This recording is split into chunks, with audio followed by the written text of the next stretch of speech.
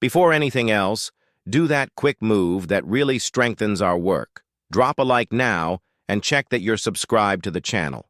It helps this video reach more fans who truly live and breathe Manchester City and want to follow everything that happens, from the pitch to behind the scenes, without missing a thing. Deal? Then come with me, because this update directly affects what City can or can't do over the next few weeks. The mood around City today is the kind that makes fans feel two things at once: confidence and alertness. Confidence because the team has been showing a huge response with mature performances, personality in big matches, and that feeling that the side is hitting rhythm at exactly the right time. But alertness because when the calendar tightens and the standard of games only rises, any physical detail becomes the difference between keeping a run going or slipping at the worst possible moment. And that's exactly why the latest information on two names has shifted the mood in the dressing room and among the fans in the same instant. City are on a roll. They had a controlled win, the kind that sends a message that the team knows exactly what it's doing, and then they confirmed they can compete at the very top of Europe, even away from home, even under pressure, even with the atmosphere weighing heavy. But behind every big night, there's a silent battle the fan doesn't see. The battle to keep pieces fit, manage load, bring back those in the medical department, and avoid setbacks. That's where what was said internally and what leaked out as an update comes in. With the team about to face another tough assignment, the interviews circled around one thing: who's coming back, who's still going to take time, and how the staff are handling it. And the update came in that very characteristic tone of someone who knows every word becomes a headline. There were no promises, no exaggeration, none of that anxious, he'll be ready at any cost. There was caution, because in a season like this, you gain far more by being calm and clinical than by being impulsive. The first name that lights up a green signal in a fan's heart is John Stones. He's missed the last two matches, and that always triggers the automatic question: is it something minor, or one of those issues that turns into a saga? The information is that it was discomfort in the thigh, but the most important thing is the message behind it. It isn't being treated as serious. And when a player with Stone's profile enters the conversation, the discussion changes level, because he's not just another center back. He's a system piece. Stones is often the cog that turns City from a strong team into a suffocating one. With him, the build-up gains another level of quality. The team steps up with more security. They gain the option to construct through the middle, and the tactical shape becomes more flexible. There are matches where he looks like a third center back. There are matches where he becomes almost a midfielder, occupying space between the lines, hoovering up second balls, playing passes that break pressure, and allowing the rest of the team to play higher. When he isn't there, City stay competitive, of course, but they lose an alternative Pep uses to control difficult matches. That's why the message "he should be back soon" matters so much. It's not just about getting a starter back. It's about getting a control tool back. And control, for City, is what separates a scrappy 1-0 from a comfortable 3-0. But even with the relief, there's the question every fan asks quietly: does he return with rhythm? Does he return with confidence? Does he come back 100%, or in that "we need to look after him for 2 or 3 weeks" mode? Because one thing is being cleared, another is being ready for real intensity. Now, if Stones affects the mind because of his tactical importance, the second name hits the heart because he's the axis of the team: Rodri. And here the tone shifts, because everyone knows it. With Rodri, City look like one thing. Without Rodri, City have to reinvent themselves, and sometimes they pay the price. He's been out since October after a hamstring issue, and the way the club is handling his return says a lot about the #1 priority. Don't turn a quick comeback into a long problem. The update was positive, but also firm.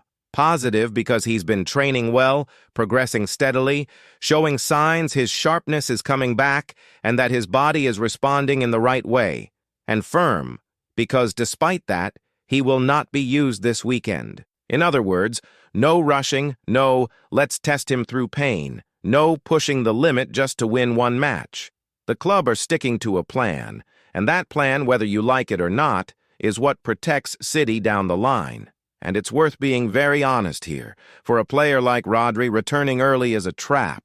His style demands contact, quick turns, short bursts, duels, reading transitions, and correcting space in fractions of a second. He's not the type of player who comes on just to play it sideways. He comes on to be the team's clock.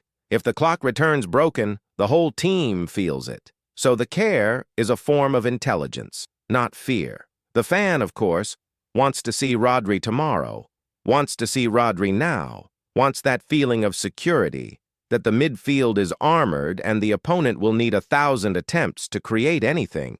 But what keeps City at the top isn't desire, it's management. And when management gets it right, Rodri returns at a level that changes the season, not just one match.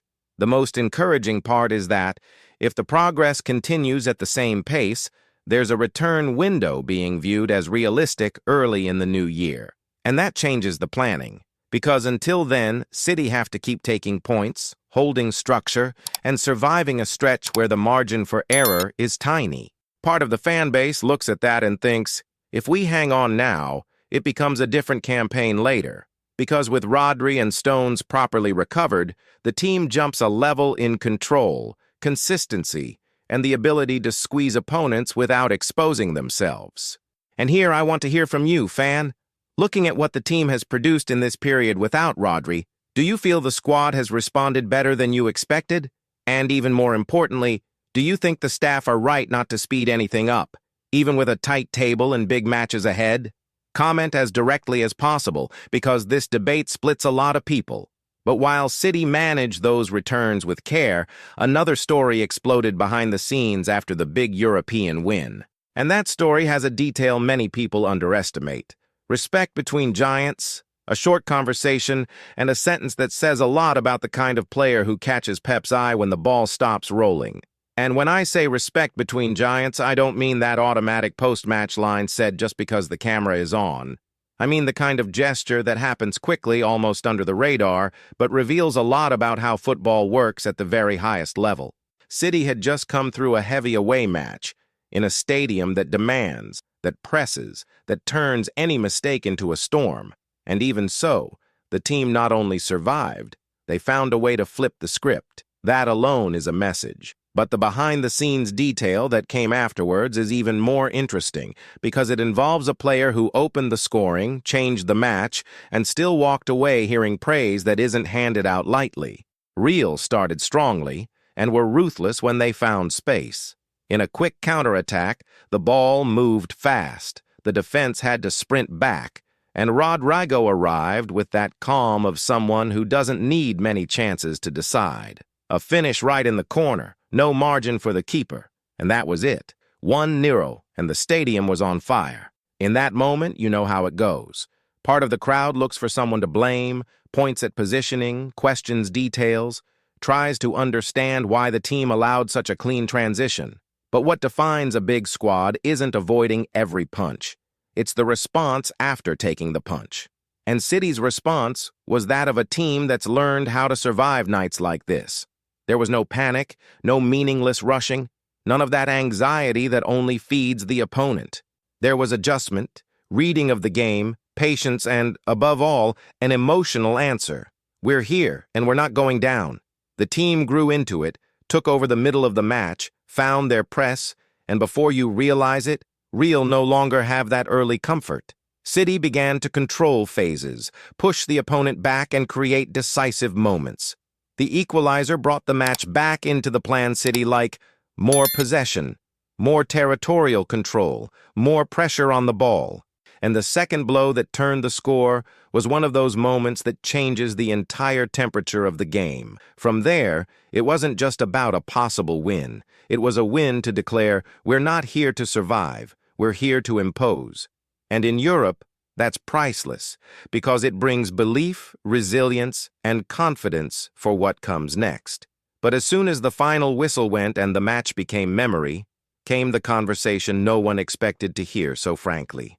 Pep, instead of riding the wave of, we won, now it's party time, chose to highlight what he saw on the other side.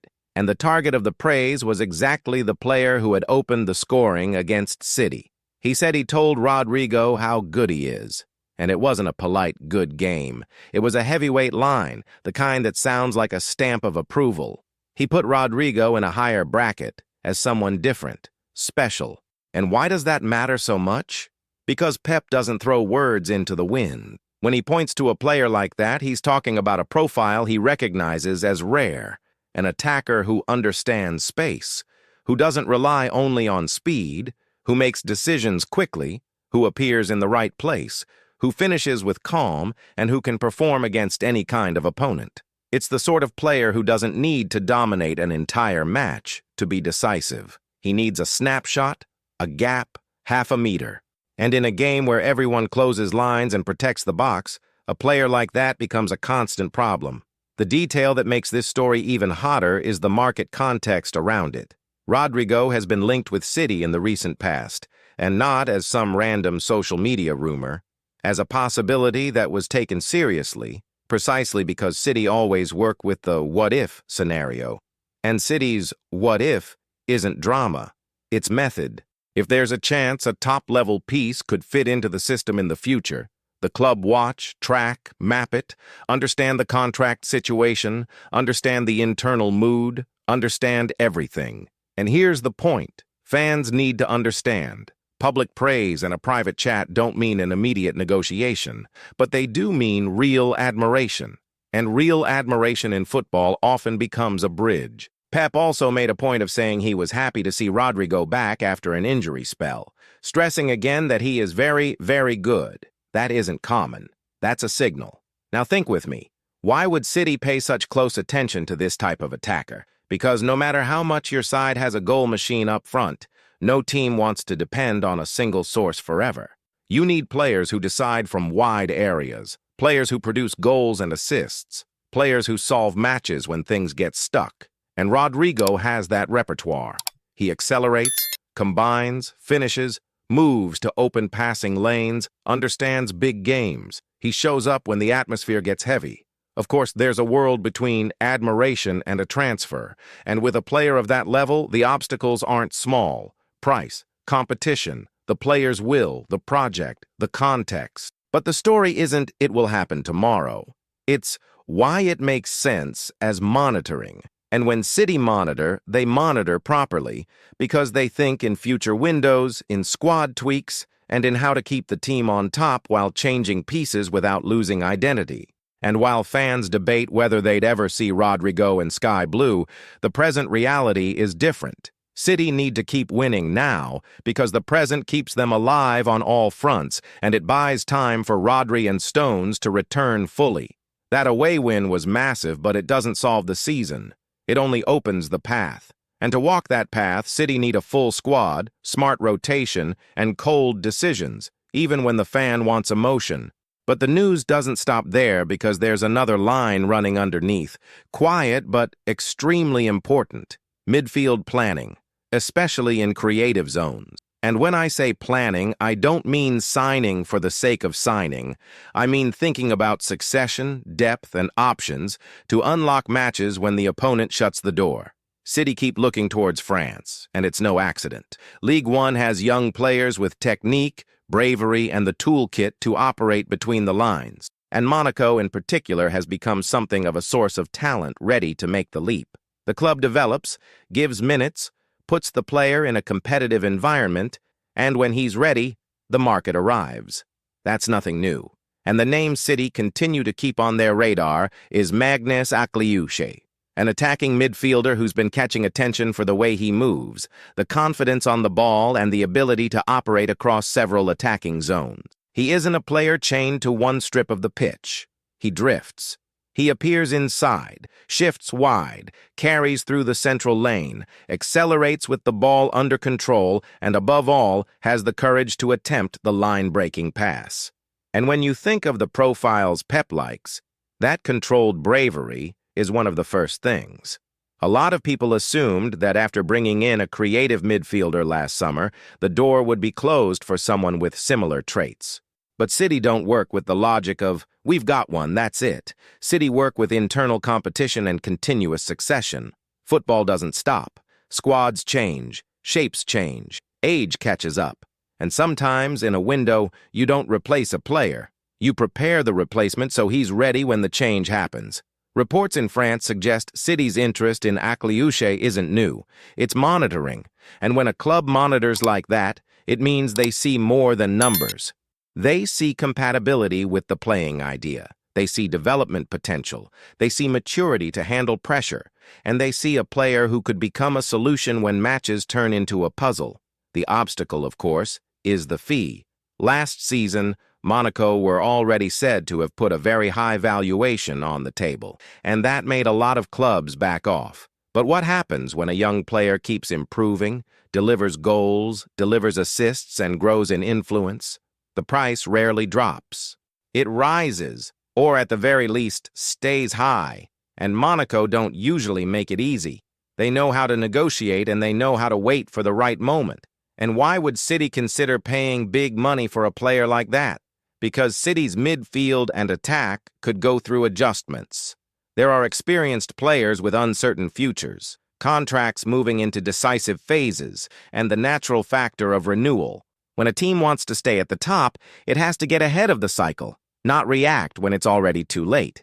And City, in recent years, have shown they prefer planned change over panic. Think about what happens when a squad loses creativity in a transition moment. The team becomes predictable.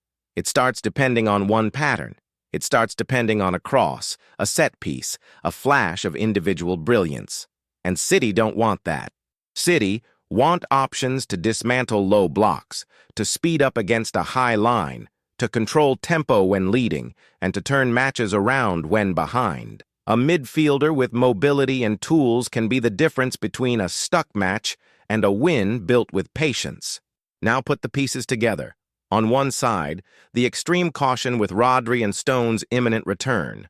On the other, Pep praising a Real Madrid attacker with rare admiration. And in parallel, the club watching a French midfielder who could be a future investment.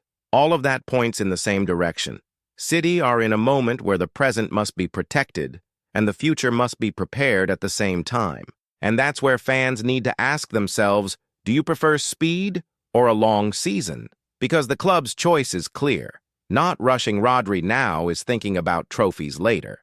Not forcing Stones is thinking about tactical stability in the decisive phase. Keeping an eye on Rodrigo is understanding a future opportunity if the landscape ever allows it. And tracking Akliouche is ensuring that when the squad shifts, City don't lose creativity. The most interesting part is how all these stories connect on the pitch. Without Rodri, City need more collective intelligence to protect transitions. Without Stones, City need to adjust build-up and coverage. When the opponent has an attacker like Rodrigo, any space can become a goal. And when you face a deep block, a creative midfielder like Akliouche becomes a type of solution. It's all about space, control, and decision-making. So I'll leave you with 3 quick, direct questions. Do you think City are right to hold Rodri back even with the team needing him? Do you believe Stones is the player who most changes Pep's shape when he returns? And thinking ahead, would you go after someone like Akliouche to prepare a midfield transition? Or do you think the squad already has enough options for that? If you enjoyed this video and want to keep receiving the most important Manchester City updates, drop a like now and subscribe to the channel.